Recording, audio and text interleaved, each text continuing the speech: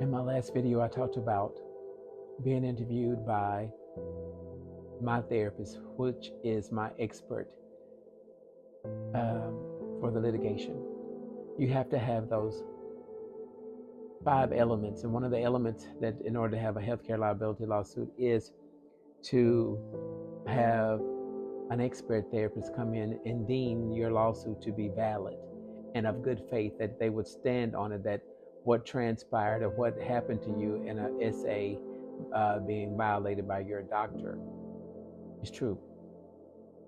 There are numerous of questions that you have to go through, numerous questions. It's not easy, but I had to sit there and go through 8 hours of that. And you're being asked about who you are, your childhood. You talked about the first assault as a child, that book, Layers. I'm going to be sharing some of that with you all as well. But we're talking about all these elements. And can you imagine the emotions, the anxiety, everything that is going on within me that says you got to stay through this process in order to get through or to court.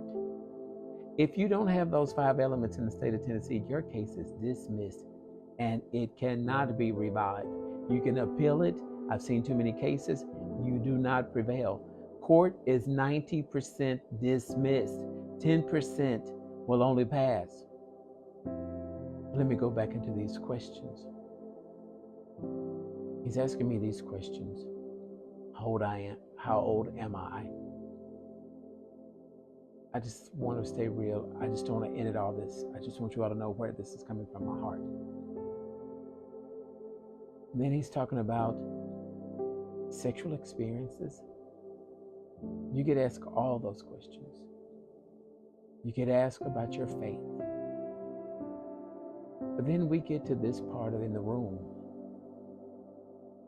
He says, so tell me, what happened and how did you feel the day that he locked that door?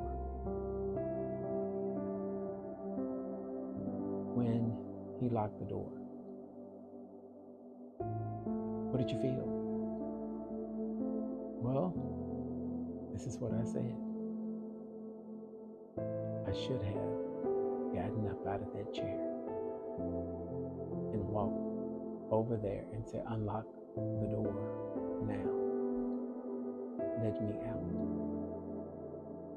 Because we were not far down the hall where the secretary couldn't hear us. But I should have said something.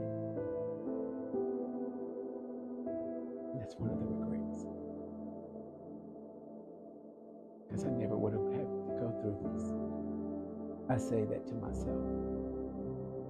But who's to say that he wouldn't have fought me? Because he did put the key in his pocket. I wasn't going to go get that key out the pocket.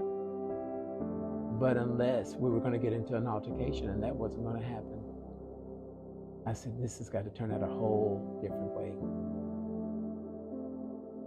A different way. I didn't realize that when he put that key in his pocket, and after the sexual assault had happened, the gratification that he had in those olive green wet pants,